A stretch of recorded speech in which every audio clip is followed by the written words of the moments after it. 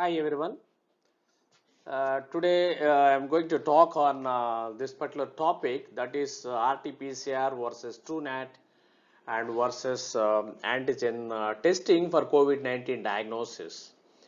As you all know that these are the three important tests being done to identify or to detect the virus directly.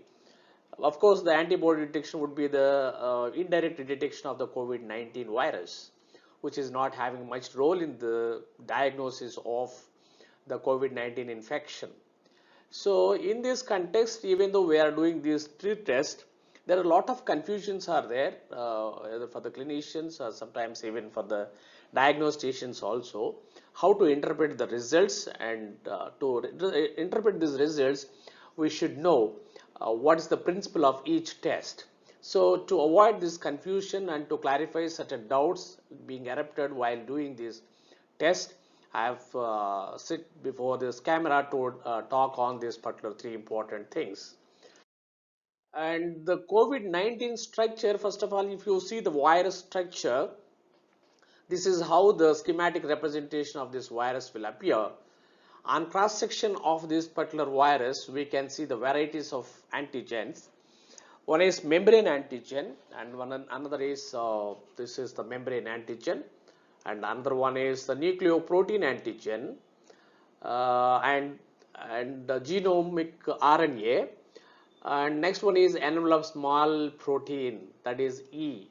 So all these three important genes, especially nucleoprotein gene and the protein E gene and the RNA dependent RNA polymerase gene, these three important genes will be detected for the confirmation of this COVID-19 virus from the clinical specimen, that is nasopharyngeal specimens.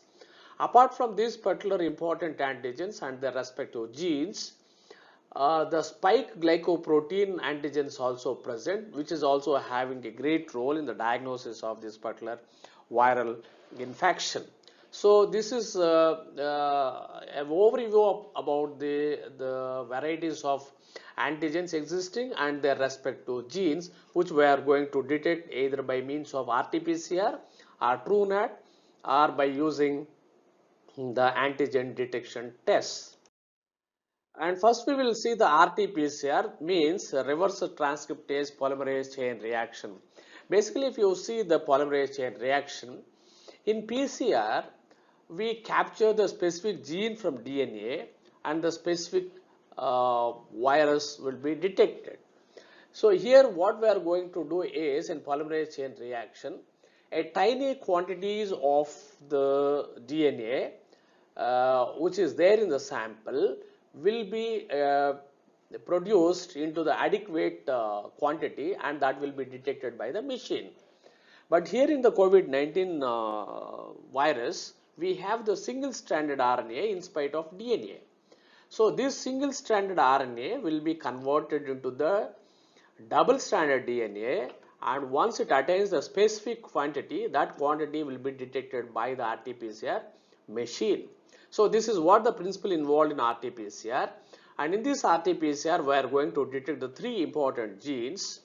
One important gene is nucleocapsid protein gene, otherwise called the gene responsible for the nucleocapsid protein, and the next one is number 2 is envelope gene, and third one is the third important gene is RNA dependent RNA polymerase gene. So if you are able to detect all these three important genes, definitely that will give the definitive diagnosis for the RT-PCR. So with this slide, what I would like to tell you is, in RT-PCR we are going to detect three important genes, that is N gene, E gene and RDRP gene.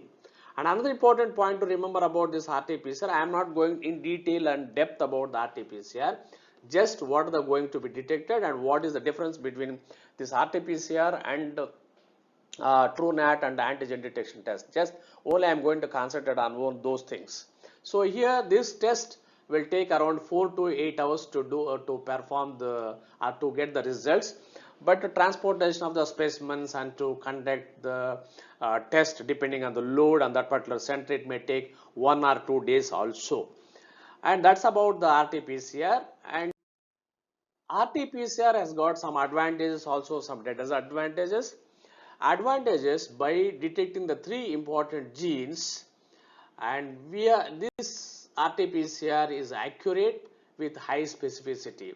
But disadvantages are the test cost is high, and to establish the RT-PCR lab also takes a lot of money. It depends on 30 to 40 lakhs to establish the RT-PCR lab, and the trained staff also required, and reporting will be delayed. And another important thing to remember is, as far as the trained staff is concerned, so RT-PCR it involves the many number of steps and also the instrument calibration and everything, which requires the specifically trained people in that particular aspect. And the other microbiologists and other people can support and monitor the total work, but the RT-PCR mission to establish everything is required. A simple small pipette also, if there is no such kind of pipette or pipette tips, we can't do the work. So the entire list being given by the specialist in the RT-PCR, everything we have to procure to do this particular test apart from the trained staff members. And next one is antigen testing, a rapid test which can detect the surface spike protein. Remember, it detects the spike proteins, that's S protein present on the surface of that particular COVID-19 virus. And this test strips, this is the strip. Actually inside the strip you can see nitrocellulose strip, and this strip contains the artificial antibodies designed to bind to the coronaviral proteins. So this is a cassette like thing. This kind of rapid test based on immunochromatography method where we are doing for HIV, HBsAg, HCV also, and so many other things. Even for dengue also, chikungunya, we are also doing this. This is immunochromatographic method. In this method we can get the results within 30 minutes. But the problem is again the sample collection, putting into the buffer solution, and entire process may take 2 to 3 hours also, depending on the situation. If it is a single test, we can do it in within 30 minutes. And antigen testing, another important thing is it does not involve the amplification process, and so sample may lack enough antigen material to be detectable.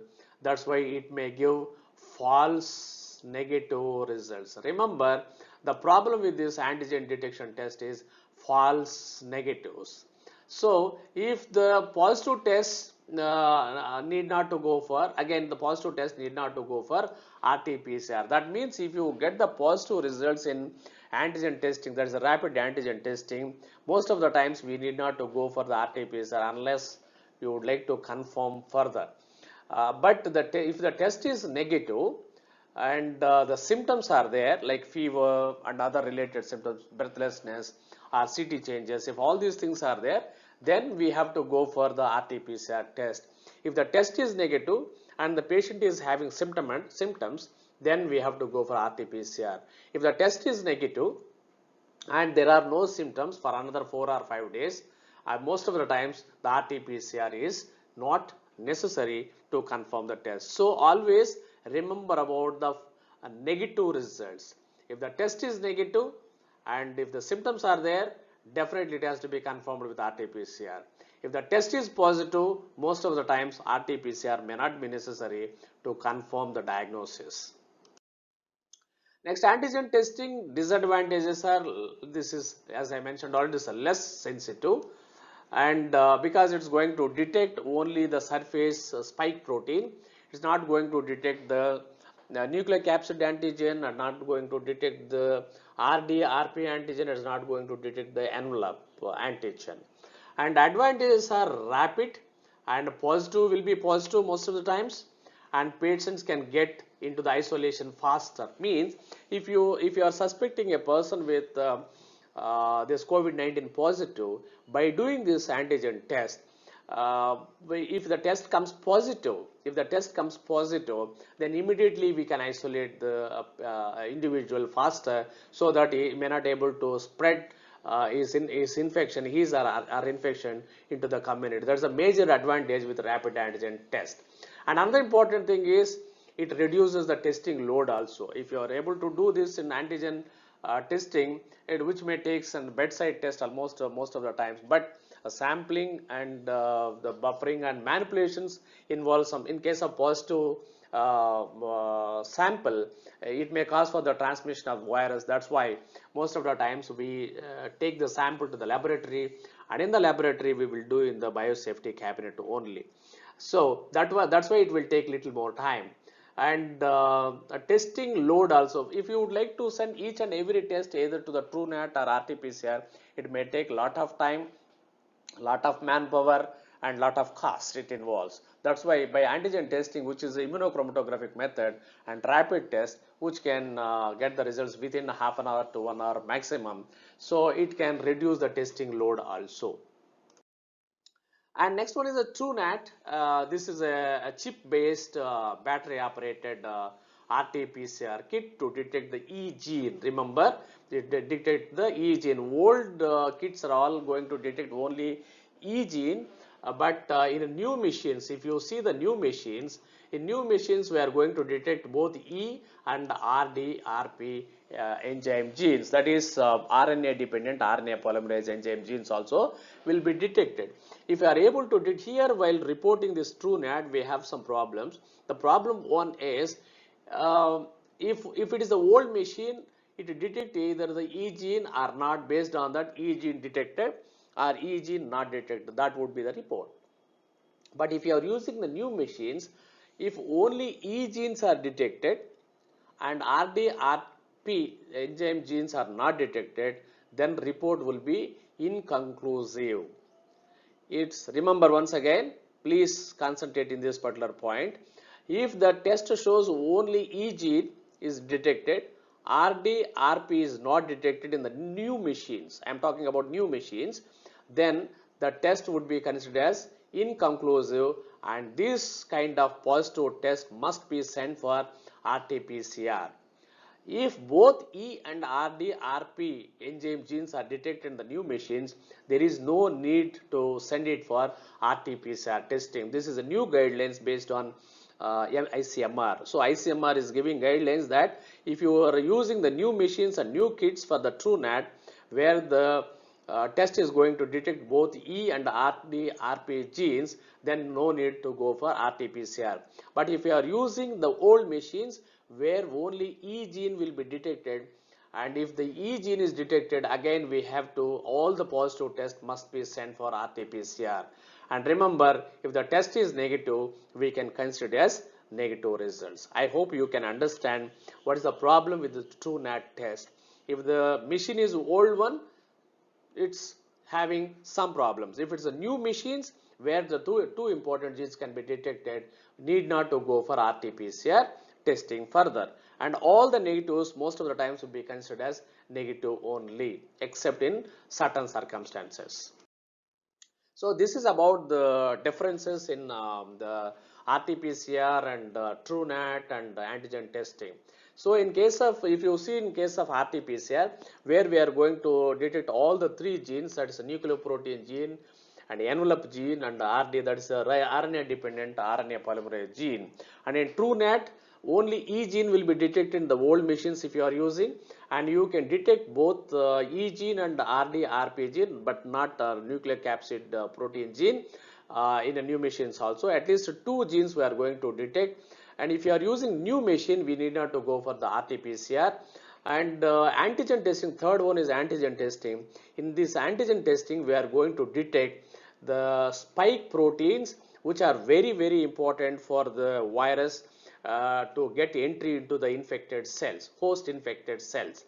Without having the spike proteins, this virus can't get attached to the main host cells and can't get entry into the tissues. So that's why the spike proteins detection, most of the times it gives the, if it gives the positive results, we can say that the test is positive. And of course, if they have any apprehension, they can go for the RT-PCR. But according to the literature available, if in the antigen testing the test is positive, 99% of the times, 99.99% of the times, we have to believe that particular test. So I hope I could clarify some of the doubts related to this. and thank you very much.